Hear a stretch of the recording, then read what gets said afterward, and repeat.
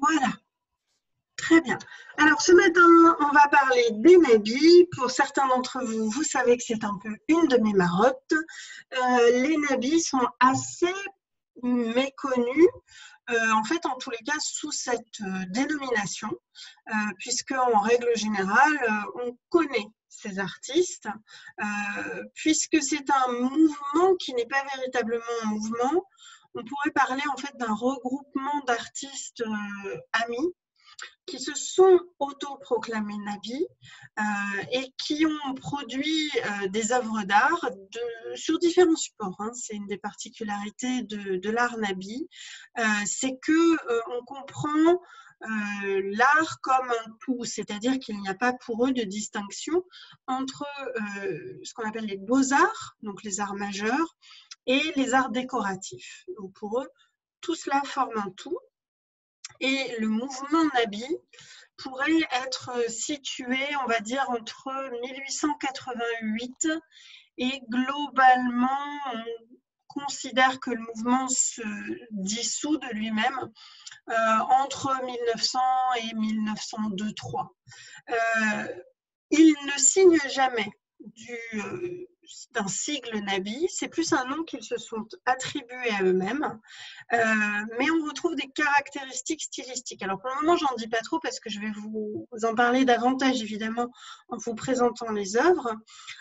En revanche, vous aurez compris que la période qui va donc, on va dire, de grosso modo, 1890 à 1900, correspond à un mouvement plus général dans l'histoire de l'art en Europe, qu'on appelle le mouvement Art Nouveau. On va lui donner différents noms en fonction des pays dans lesquels on se trouve.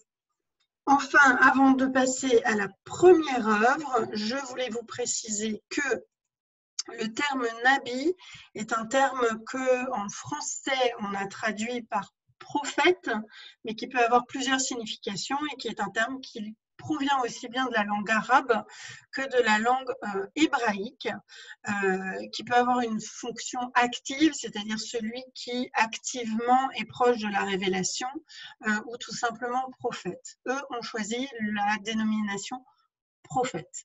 Alors, de qui s'agit-il concrètement lorsque l'on parle des nabis? Eh bien, voici celui qui est à l'origine véritable de ce mouvement par cette œuvre précisément. Il s'agit donc de Paul Sérusier. Pardon, je reviens en arrière. Voici Paul Sérusier qui, alors qu'il séjourne à Pont-Aven, va rencontrer celui qui est considéré véritablement comme, là pour le coup, un prophète, Paul Gauguin. Et il va apprendre. C'est un jeune artiste en devenir en 1888. Il suit les cours à l'Académie Julian et rencontrant tout simplement Paul Gauguin, eh bien, ils vont sympathiser et ils vont peindre ensemble. Et cette œuvre, qui est L'Avenne au bois d'amour, a été réalisée, dit-on, sous la dictée de Paul Gauguin. Alors voilà ce que Maurice Denis révèle, c'est-à-dire Maurice Denis fait partie des nabis, on va y revenir. C'est un ami de Sérusier. Et selon Denis, Gauguin aurait tenu à Sérusier ces propos-là. Donc je vous les cite. Comment voyez-vous ces arbres? Ils sont jaunes. Eh bien, mettez du jaune. Cette ombre plutôt bleue, peignez-la avec de l'outremer pur. Ces feuilles rouges, mettez du vermillon. Donc, vous voyez bien qu'ici, Sérusier a suivi la leçon véritablement de Gauguin, puisqu'on a effectivement le vermillon à l'arrière-plan. On va aussi retrouver le jaune pour les arbres, et vous voyez que le toit ici est véritablement bleu, de même que le reflet dans l'eau de ces arbres. Alors en vérité, ce que vous voyez, c'est un tout petit tableau, c'est vraiment un petit format, et c'est une œuvre qui représente un paysage, mais lorsque, après son séjour à Pont-Aven, Sérusier revient à Paris et qu'il présente le fruit de son travail pendant l'été à ses camarades du cours Julian, excusez-moi, de l'Académie Julian, eh bien, ses camarades sont saisis. Voilà une vérité, voilà quelque chose qui, contrairement à l'impressionnisme, ce sont leurs termes, qui ne représente plus une tentative de représentation illusionniste du paysage. Vous le voyez ici, on n'a pas de plan, on n'a pas d'étagement des plans, on n'a pas de profondeur, on a en fait des zones de couleurs en aplat, les unes à côté des autres, qui sont en fait une forme de synthèse de ce que Sérusier a vu. C'est ainsi que cette œuvre qui est un paysage, L'Avenne ou Bois d'amour, va être surnommé, et c'est ainsi qu'on l'appelle maintenant, le talisman, parce que les camarades de Sérusier y voient un talisman, un bijou brut qui va les mener finalement vers une nouvelle forme de production artistique, vers une réalité ou plutôt une vérité qu'il n'y avait pas dans les mouvements antérieurs. L'influence de Gauguin se trouve aussi dans cette autre œuvre de Paul Sérusier, qui est la lutte bretonne, qui se trouve aussi au musée d'Orsay, qui est un peu plus grande, voire beaucoup plus grande que le talisman. Le talisman est vraiment très petit. Et vous le voyez ici, Paul Sérusier rend compte encore une fois de son séjour à Pont-Aven, car décidément Pont-Aven, c'est le lieu où il faut être à l'époque. N'oubliez pas qu'à l'époque, alors pardon si je choque les Bretons éventuels de l'assistance, mais au 19e siècle, à la fin du 19e siècle, les Parisiens considèrent les Bretons comme les sauvages de la France. Ils ont une ligne de chemin de fer et puis, vous le voyez, ils sont encore vêtus des costumes traditionnels. Dans certaines zones de Bretagne, ils parlent à peine français. Et donc, lorsqu'on veut aller vers plus de sauvage, entendu dans le sens moins de civilisation, plus de nature, véritablement, c'est quelque chose de positif qu'on entend par là, eh bien, on va en Bretagne. C'est pour cette raison que des artistes comme Sérusier, comme Émile Bernard et comme Paul Gauguin s'y rendent. Or ici, ce que Sérusier représente, c'est la lutte traditionnelle bretonne qui s'appelle le Gouren, et il est très largement influencé ici par Gauguin, qui a réalisé une lutte d'enfants, mais qui a surtout réalisé, vous le voyez ici, la vision après le sermon. Alors, je reviens un tout petit peu sur la vision après le sermon, même si ce n'est pas Gauguin qui m'intéresse ici, mais parce que Gauguin est vraiment fondateur, alors qu'il ne fait pas partie du mouvement des Nabis. La toile que vous voyez ici, qui est à Édimbourg, est intitulée « La vision après le serment » et elle est constituée en vérité de deux plans. Vous voyez qu'on a un vrai problème de perspective dans ce tableau, c'est volontaire, puisque Gauguin lui-même, lorsqu'il décrit ce tableau, écrit la chose suivante. Je viens de faire un tableau religieux très mal fait, mais qui m'a intéressé à faire et qui me plaît. Je voulais le donner à l'église de Pont-Aven, naturellement, on n'en veut pas. Il explique ce que représente cette toile. Ici, vous voyez des Bretonnes qui sortent de l'office dominical, durant lequel le prêtre a évoqué la lutte de Jacob et de l'ange. Et c'est ainsi que l'arbre que vous voyez ici, coupant en diagonale la toile, sépare l'espace réel de l'espace imaginaire, dans lequel elles ont la vision véritablement de cette lutte de Jacob et de l'ange. Ils montrent sur le même plan donc, alors qu'il ne faut pas le comprendre sur le même plan, le monde de la vision et le monde réel, dans lequel on trouve ces Bretonnes. Ici, chez Sérusier, puisqu'on y revient, c'est pas ça qui est mis en scène. Il ne montre pas deux plans différents, pas du tout. En revanche, on voit bien en quoi il est redevable à Gauguin, puisque, vous le voyez, ces personnages sont totalement plats. Il n'y a pas, encore une fois, d'échelonnement des plans. Il n'y a pas de profondeur, on a simplement comme des frises qui se placent les unes au-dessus des autres. Et c'est en fait une caractéristique de ce qu'on appelle le synthétisme et le symbolisme. Donc ici, vous avez deux toiles qui correspondent au mouvement symboliste. Sérusier est donc considéré comme un fondateur pour l'école Nabi ou le mouvement Nabi. C'est ni une école ni un mouvement, véritablement. Vous allez voir, il y a des différences importantes entre les artistes, même si j'ai choisi bien sûr uniquement des œuvres de leur période Nabi. Donc il va y avoir quelques similitudes, mais ce n'est pas systématique. Alors après Paul Sérusier, on va passer à Pierre Bonnard, qui ici en 1891 a réalisé une œuvre qui est la première œuvre véritablement décorative du mouvement Nabi, puisque c'est en fait un paravent qu'il avait réalisé à l'origine. C'est pour cette raison que les panneaux sont très allongés en hauteur, mais qui ne sont pas très larges. Vous le voyez, on a 48 cm de large. Il faut imaginer véritablement que ces femmes au jardin sont tout simplement les 4 panneaux d'un paravent. Et c'est ainsi que ça a été conçu. Ça nous indique véritablement que Bonnard est dans cette mouvance dont je vous parlais, qui fait que les nabis ne considèrent pas qu'il y ait une différence entre un tableau accroché au mur et un paravent décoré. Donc les arts décoratifs et les beaux-arts font un tout. En revanche, il faut bien voir ici l'influence du japonisme, ou plutôt de l'art japonais. D'abord dans le format, vous avez un format très allongé en hauteur. Oui, c'est dû au paravent, évidemment. Mais l'art du paravent est véritablement un art japonais. Et d'autre part, ce n'est pas n'importe quel type de paravent qui l'a inspiré, c'est le kakemono, donc très allongé en hauteur. On voit l'influence du japonisme, de l'art japonais, dans l'absence de profondeur, encore une fois, et dans les jeux systématiques chez Bonnard entre les motifs du vêtement et les motifs du décor.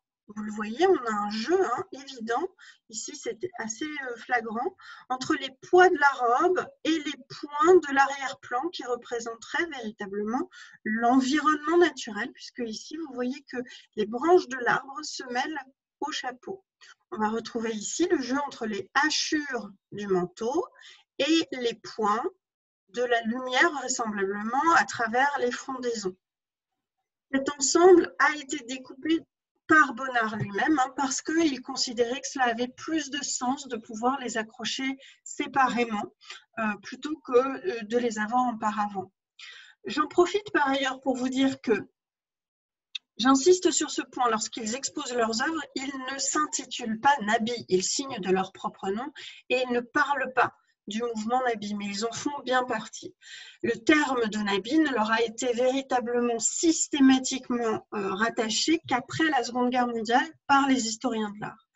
Il n'empêche qu'eux-mêmes, se réunissant, s'étaient attribués des surnoms. Et leurs surnoms commençaient tous par le Nabi. Et le surnom de Pierre Bonnard, c'était le Nabi très japonard. Parce qu'il avait découvert l'art japonais, il aimait ça, et il avait constitué une collection très importante. Bonnard va évoluer dans son style et va devenir beaucoup plus impressionniste après sa période Nabi, mais il a une caractéristique, c'est qu'il a toujours joué sur les motifs et les effets de profondeur et les effets de perspective. Je vous montre ainsi cette œuvre que j'ai découverte du coup en vous préparant ce panorama, avec ces femmes aux chiens, pardon, où l'on voit qu'ici il a totalement adopté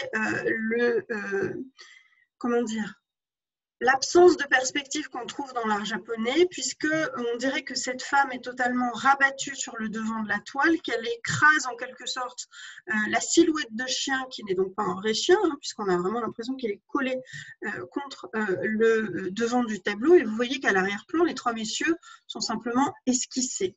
Or, ce qui est intéressant, c'est qu'il y a des différences dans le traitement, puisque ici, ce sont simplement des touches de couleurs, ce ne sont pas des aplats, ce sont bien des touches de couleurs que l'on retrouve sur le corsage et la robe de sa sœur, puisque les 2 personnages sont la sœur et la cousine de Pierre Bonnard. Et vous voyez que par ailleurs, le visage ou les visages sont en fait plus marqués parce qu'il a tout simplement creusé dans la matière picturale, on le voit mieux ici. Il a creusé ici et au niveau des paupières avec sans doute le revers de son pinceau pour donner ces effets plus marqués pour le contour des visages qui donne une légère profondeur, mais enfin très très très légère. Donc le Nabi très japonard, c'est Bonnard. Et nous passons maintenant à Paul Élie Rançon, car oui, c'est un tableau de Sérusier, mais qui représente Paul Élie Rançon. Alors j'en profite pour faire d'une pierre deux coups, car Sérusier avait un surnom et il s'agissait du Nabi à la barbe rutilante, car Sérusier avait une belle barbe rousse. Or, j'ai choisi pour vous parler de Paul Élie Rançon ce portrait de lui-même par son ami, parce que d'une part, c'est très très rare que Sérusier ait produit des portraits, et d'autre part, il s'agit d'un portrait qui nous indique quelques éléments du groupe Nabi. Alors, les Nabis se réunissaient dans l'atelier de Paul Élie Rançon, qu'ils avaient surnommé le Temple. Et ici, vous le voyez, Sérusier nous montre Rançon dans une tenue nabique. On ne sait pas du tout si la tenue nabique existait. Parce que ils avaient des codes entre eux, si vous voulez, en donnant l'impression que c'est presque une société secrète. Mais en vérité, on sait que ça tournait beaucoup à l'humour potache. En fait, il y avait sans doute beaucoup de blagues là-dedans. Donc, y a-t-il véritablement une tenue nabique? Y a-t-il véritablement lecture d'un texte assez obscur ici au cours de ces réunions? On n'en sait rien. En revanche, ces réunions se tenaient. Et ici, Sérusier nous indique plusieurs choses à propos de Rançon. D'abord, il nous montre ses besicles, et puis il nous montre la jolie barbe pointue qui est la sienne. Le surnom de Rançon, le Nabi plus japonard que le Nabi japonard. Hyper simple, évidemment, mais enfin, c'est son surnom.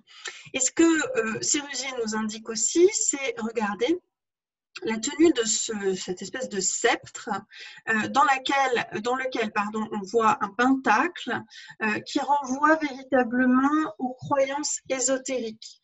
Dans le groupe des Nabis, en fait, il y a deux versions. Il y a ceux qui, à l'instar de Sérusier, de Rançon et de Denis, sont très ésotériques, voire mystiques. Et il y a ceux qui sont un peu plus terre à terre, comme Bonnard par exemple, comme Vallotton, qui sont en vérité plutôt dans la veine de la célébration d'une forme d'illumination du quotidien. Vuillard aussi est un petit peu dans cette veine-là. Donc en vérité, les Nabis, c'est quand même une bande de joyeux drills qui s'amusent beaucoup ensemble et qui créent un mouvement, plutôt qu'ils suivent un mouvement, comme nous allons le voir maintenant. Regardez ici, avec trois panneaux réalisés par Paul Élie Rançon pour la décoration de la Maison de l'Art Nouveau. Je vais y venir dans un instant.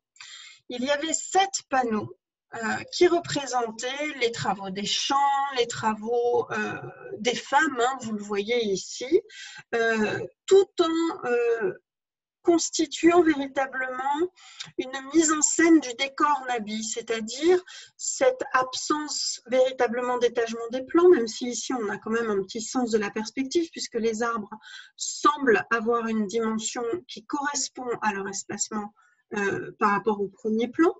Mais vous le voyez, on repose sur la courbe. Il n'y a rien de véritablement droit dans ces panneaux. C'est le cas sur les 7 panneaux. Il y en a 6 qui sont conservés au musée départemental Maurice Denis, à Saint-Germain-en-Laye. Ces panneaux sont une commande passée à Rançon par un homme qui s'appelait Siegfried Bing, qui est en général très méconnu et qui pourtant devrait être extrêmement connu, puisque Siegfried Bing est extrêmement important dans l'introduction de différents mouvements en France. C'est l'un de ceux qui, dans les années 1860, ouvre une galerie d'art qui sert à introduire l'art japonais en France. Donc, il est l'un des grands introducteurs de l'art japonais en France, et on sait à quel point l'art japonais influence les impressionnistes, les post-impressionnistes, et donc les Nabis qui appartiennent finalement au post-impressionnisme. Or, dans les années 1890, il n'est plus le seul à vendre des œuvres japonaises ou japonisantes, et c'est pourquoi il opère un repositionnement après un voyage aux États-Unis.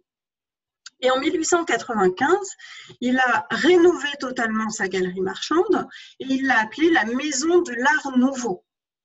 Or, et c'est là que c'est tout à fait remarquable, toute sa galerie est en fait un résumé de cet art nouveau. Parce qu'il fait appel à des architectes et des architectes d'intérieur. Tout le mobilier de cette pièce, qui était donc la salle à manger, est en fait réalisé par Van de Velde, qui est un grand architecte et décorateur de l'Art Nouveau belge. Et au-dessus, vous trouvez les panneaux que je viens de vous montrer par Ronson. Or, Van de Velde est celui qui a en charge la réalisation de la salle à manger dans la maison de l'Art Nouveau. Il n'est pas très satisfait du travail de Ronson. Il faut dire honnêtement que c'est un peu faible par rapport à ce que Ronson peut proposer par ailleurs. Mais par amitié, Bing décide de l'imposer tout de même. Et ça a la vertu de faire un tout. Et ce que vous voyez ici sont des grès par galet, etc. Il y a toutes les pièces, la chambre à coucher, la salle à manger, le bureau, etc., etc. Or, vous aurez constaté que la maison ouverte en 1895 s'appelle Maison de l'Art Nouveau. Et c'est précisément parce que cette maison, cette galerie s'appelle Maison de l'Art Nouveau que le courant français s'appelle Art Nouveau. Cet Art Nouveau, c'est le Jugendstil en Allemagne, c'est le Secessionstil en Autriche, c'est le style Liberty en Angleterre, c'est le style moderne avec Gaudi en Espagne, etc., etc. Donc les nabis, en vérité, ne s'appelaient pas nabis puisqu'ils appartiennent de manière beaucoup plus vaste au mouvement Art Nouveau. C'est ça qu'il faut comprendre. Le nabisme, c'est de l'Art Nouveau, ni plus ni moins. Voilà pour ceci. Siegfried Bing est un Allemand. Évidemment, il est inquiété en 1914. Il est prié de retourner dans son pays d'origine et sa galerie est saisie. Mais vous le savez maintenant, c'est lui qui donne le nom à ce mouvement. À ce titre, voici une œuvre de Maurice Denis. Et vous voyez immédiatement à quel point on est vraiment dans le style Art Nouveau. Si je vous avais dit que c'était du Mouchat, ça ne vous aurait pas surpris. Parce que ça ressemble véritablement, regardez ces volutes un petit peu partout. En fait, c'est une mise en valeur de l'arabesque. Alors, je reviens sur l'œuvre elle-même dans un instant, mais je vous précise le nom, le surnom de Maurice Denis, c'est le Nabi aux belles icônes. Il se trouve que c'est Maurice Denis aussi qui est véritablement le théoricien du mouvement, parce qu'il a écrit un traité théorique, et c'est lui qui a écrit ceci, qui explique tout à fait le mouvement nabi. Se rappeler qu'un tableau, avant d'être un cheval de bataille, une femme nue ou une quelconque anecdote, est essentiellement une surface plane, recouverte de couleurs en un certain ordre assemblé. Donc, à partir de cette phrase, il justifie que, en vérité, on ne va pas chercher à donner un rendu illusionniste de ce que l'on voit. Non, parce que l'art, ce sont plutôt la peinture, c'est d'abord des taches de couleur que l'on met les unes à côté des autres, d'où cet effet très plat. Alors ici, ce que vous voyez, c'est une commande de décor qui lui a été passée, c'est sa première commande, c'est le peintre Leroll qui lui a commandé ceci. Et il a réalisé, vous voyez, ces arabesques poétiques, qui sont en fait la reprise à 4 reprises de sa fiancée, qui s'appelle Marthe, et qu'il épouse l'année suivante. Vous le voyez, il nous montre en réalité l'élévation de la femme sur cette échelle. C'est véritablement l'élévation intellectuelle par les arts, etc. Maurice Denis est surnommé le Nabi aux belles icônes car c'est un homme qui est extrêmement croyant et qui va opérer ensuite, à partir de la Seconde Guerre mondiale et surtout de l'entre-deux-guerres, un resserrage sur l'art chrétien qu'il n'a jamais oublié, même pendant sa période Nabi, et qui est l'un des fondateurs et l'un des animateurs des ateliers d'art sacré qui se sont créés à la Belle Époque. Je vous montre une autre de ses œuvres qui est au musée d'Orsay, celle-ci. Petit format, un peu moins petit évidemment que le talisman, qui résume véritablement l'idée qu'on a bien des touches d'aplat de couleurs, vous le voyez. Et si ces arbres sont verts, eh bien ils sont verts. Il y a l'idée aussi de Baudelaire, des correspondances entre les sens, entre les arts. Tout ça, ça va véritablement inspirer Denis.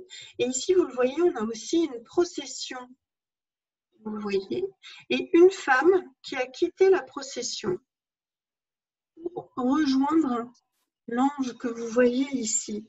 Il s'agit pour lui tout simplement de mettre en scène véritablement une allégorie théâtralisée de la vocation, vous le voyez. Elle est élue en quelque sorte, cette femme, et c'est ainsi qu'elle a quitté la procession pour aller vers sa vocation. Donc il y a toujours chez Maurice Denis une forme de spiritualité qui est très très prégnante dans son travail, qui par ailleurs, vous le voyez, propose ici une très belle variation sur la gamme chromatique du vert. Il s'amuse de cette palette. Attention, changement d'homme, changement de style. On passe à Édouard Vuillard, qui est un ami d'enfance de Maurice Denis. Et je vous précise par ailleurs que lorsque le groupe se sépare, c'est juste qu'ils vont dans des styles différents. Mais ils restent proches les uns des autres. Il n'y a pas de brouille particulière. Alors, Édouard Vuillard, c'est le Nabi Zouave. Pourquoi est-ce qu'on l'a surnommé ainsi? Parce que lorsque le mouvement Nabi se met en place, il revient juste de son service militaire et il portait l'uniforme des Zouaves, ni plus ni moins. Il a aussi une très grosse barbe. Et Vuillard, c'est alors le cas le plus mystérieux. C'est, il est resté vieux garçon, il ne s'est jamais marié. Il a toujours vécu avec sa mère et sa sœur. Je connaissais de sa mère, bien évidemment. Et on ne lui connaît qu'un seul amour, c'est cette femme. Alors, cette œuvre, Le Corsage rayé, fait partie d'une série de 7 tableaux qui avait été commandée à Vuillard par Thaddée Nathanson et son épouse, que vous voyez ici, qui s'appelait Misia. Et Misia Nathanson est véritablement la muse de tout le mouvement Nabi. À un moment ou à un autre, ils ont tous été vaguement amoureux d'elle. Certains ont été véritablement amoureux d'elle et ont été ses amants. Mais il y a véritablement cette émulation autour de Misia. Misia est russe et elle est véritablement l'animatrice de cela. Mais pourquoi? Parce que son mari Thaddée est à l'origine de la Revue Blanche, qui est une revue artistique qui valorise le travail des nabis, en fait, et qui le vulgarise. Et donc, tout le monde se retrouve finalement dans leur intérieur, dans leur maison. Et c'est ainsi que Vuillard va créer ceci. Alors, regardez, dans cet album, il a véritablement mis en scène les principes nabis, puisque tous les éléments sont fusionnés les uns avec les autres. Et que même le corsage ne rend pas de réalité physique au corps de Misia, puisqu'il n'y a que son visage qui émerge, ainsi que le visage de la femme à côté d'elle.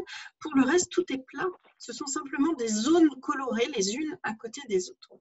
Donc c'est un décor qui est très chargé et qui était le décor de la maison de Misia et Thaddée. Vous vous doutez que c'est un peu lourd et que, bien évidemment, vous ne pouvez pas, lorsque vous déménagez, déplacer ces panneaux ou les vendre à quelqu'un d'autre. Ce qui explique que ces panneaux soient ensuite entrés dans des collections publiques assez rapidement, publiques ou privées d'ailleurs. Vraisemblablement, l'amour de Vuillard pour Misia est resté platonique. C'est l'un des seuls à avoir eu un amour resté platonique avec elle. Je vous précise que Maurice Denis, non, n'était pas vaguement amoureux de Misia. Lui, il était amoureux de Marthe. Il n'y a jamais eu de doute là-dessus. Et il s'est marié avec elle. Et ils ont eu énormément d'enfants ensemble. Un autre de ce style, voici ici les personnages dans un intérieur avec l'un des 5 panneaux qui s'appelle l'intimité. Vous le voyez là encore, il porte à un autre degré cette idée de la décoration dans la décoration, c'est-à-dire qu'en fait, les papiers peints que vous voyez ici extrêmement fleuris sont en fait les papiers peints dans les salles, qui se trouvent véritablement dans les salles dans lesquelles ces panneaux étaient accrochés. Donc ici, il s'agit d'un ensemble qui s'appelle « Personnages dans un intérieur », qui a été commandé à Vuillard par le médecin, le docteur Vaquet, ou Vaquez, qui avait traité sa sœur qui souffrait du cœur. Et il lui a réalisé cet ensemble de panneaux qui sont colossaux. Hein. Vous voyez, on a plus de 2 mètres de haut, hein, sur 1,54 m de large, et c'est pas le plus grand. Il y a des panneaux qui sont plus vastes. Cet ensemble est heureusement réuni intégralement au Petit Palais à Paris. Donc, si vous avez l'occasion de le voir, c'est vraiment une plongée dans l'art décoratif de la fin du 19e siècle, qui est, vous le voyez ici, porté un paroxysme dans les choix de couleurs, les variétés de motifs qui s'affrontent, hein, véritablement les rayures ici, avec les fleurs à l'arrière, vous avez des frises sur le tapis, et vous voyez que cependant, Vuillard introduit un léger effet de perspective avec ses coussins qui sont placés en diagonale, et vous voyez qu'ici, dans l'embrasure de la porte, on a les deux figures féminines qui sont presque collées l'une à l'autre. Les panneaux sont répartis entre l'univers féminin et l'univers masculin, voilà. Tel que les espaces l'étaient, hein, véritablement dans les demeures à l'époque. Nous quittons Vuillard et nous faisons une incartade dans la sculpture, parce que c'est très rare, hein, chez les Nabis. Il n'y avait d'ailleurs que Georges Lacombe, dont le surnom était assez facilement le Nabi sculpteur. Voilà. Ce n'est pas le plus connu des Nabis, mais enfin je voulais vous le montrer quand même. Parce que ce panneau fait partie d'un ensemble de 4 qui se trouve au musée d'Orsay. Il s'agit de panneaux assez grands, vous le voyez, hein, ici on a 141 cm pour la largeur. Ce sont en fait des panneaux qui ont été réalisés par lui pour décorer un lit, vraisemblablement le sien, ou en tout cas dans une de ses demeures. Et ces panneaux n'ont pas été présentés au public vivant de Lacombe. Ils sont assez crus dans leur représentation. Alors, je vous cite hein, simplement. Il y avait l'amour et la mort. Au pied du lit, la naissance, qui représentait véritablement une femme en train d'accoucher, qui représente d'ailleurs toujours. Et à la tête, on trouvait celui-ci qui s'appelle l'existence, qui est le plus ésotérique. Ce que vous voyez, c'est un serpent qui se mord la queue, qui représente le cycle de la vie, hein, évidemment. Et vous voyez que dans les boucles de ce serpent, on trouve des yeux, qui forment donc un visage aux traits négroïdes, mais qui forment aussi 2 visages qui s'embrassent. On trouve par ailleurs, dans les vagues, ici les feuillages, en fait c'est un vagin que vous voyez, et vous voyez qu'ici vous avez comme des espèces de boucles, avec des petites pointes, des petites flèches. C'est le cas ici aussi, je vais essayer de vous le montrer d'un peu plus près. Hop. Voilà. On le voit aussi ici. En fait, il s'agit de spermatozoïdes. Donc, il nous montre véritablement sa vision ésotérique de l'existence.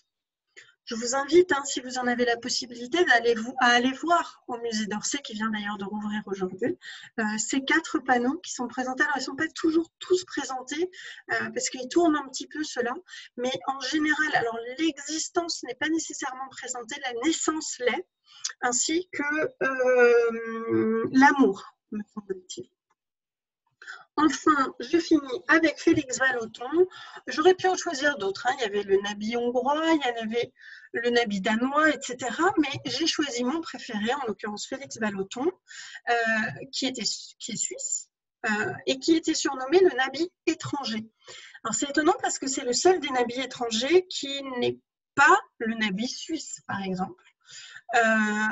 On pense que c'est parce qu'en fait, il a toujours conservé une forme de distance par rapport au groupe, dans sa nature. Et donc, il n'est pas seulement étranger parce qu'il est suisse, mais il est étranger parce qu'il n'entre pas tout à fait dans le cercle. Quoi qu'il en soit, ici, à travers la valse, vous voyez véritablement l'application du japonisme dans le mouvement Nabi, puisque vous le voyez, il a uniformisé en quelque sorte l'arrière-plan. Il y a tout de même l'introduction d'une perspective et d'une profondeur avec cette espèce de pan rouge qui est en fait la barrière qui sépare la piste de glace, puisque ce sont en fait des patineurs qui sont représentés ici, de son entourage. Vous voyez que finalement les corps des danseurs sont simplement circonscrits à des arabesques qui donnent l'idée de mouvement. Et vous voyez l'effet pailleté. Quand on est devant le tableau, on a vraiment l'impression que c'est un fond d'or. En vérité, ce sont bien des touches de couleur à l'huile qui donnent cet effet-là. Et vous voyez surtout que l'on a l'impression d'être presque dans un rêve, dans le rêve de cette danseuse, de cette patineuse au premier plan qui ferme les yeux et dont on voit qu'elle est enlacée par son partenaire. C'est véritablement l'idée du mouvement sur la glace qu'il représente ainsi. On rompt vraiment les barrières entre les beaux-arts et les arts décoratifs, encore une fois. Et pour finir, une deuxième de Vallotton, avec ici la paresse. Donc ça, c'est une xylographie, car Vallotton est un graveur hors pair. Il illustrait énormément d'articles de la Revue Blanche, mais pas uniquement. Il en donnait aussi pour attendez, je cherche juste, voilà, l'assiette au beurre. C'est un anarchiste convaincu, véritablement. Et il a redéveloppé une manière de gravure parce que jusque-là, en fait, c'est le graveur qui s'occupe de faire la gravure.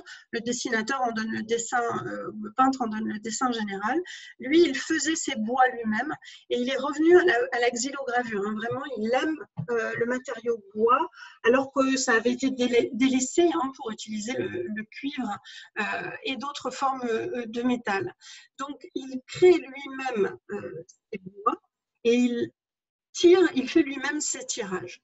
Et ici, vous le voyez, il va vers une forme d'oriental qui n'est plus le Japon. On a l'impression d'être dans un harem, dans un salon arabe, en tous les cas. Et il nous montre finalement l'ennui de cette femme qui joue avec son chat, les deux formes étant aussi, comment dire, plates l'une que l'autre. Il y a un charme fou à la paresse. Ça fait partie d'une série où il y a plusieurs thématiques comme ça. Je vous encourage à aller voir ceci. En tous les cas, c'est vraiment un tout petit aperçu du mouvement Nabi que je vous ai montré. Je vous recommande, si vous en avez la possibilité, d'aller au musée d'Orsay qui a une très très belle collection d'art Nabi, notamment grâce aux dons dont vous avez entendu parler dernièrement de ce collectionneur américain qui avait une collection extraordinaire. Donc vraiment, n'hésitez pas, c'est un chef-d'œuvre, vraiment. Et pour ce qui concerne la suite, eh bien, je vous retrouverai pour ceux qui le souhaitent demain soir à 20h30 pour découvrir le château du Haut-Königsbourg.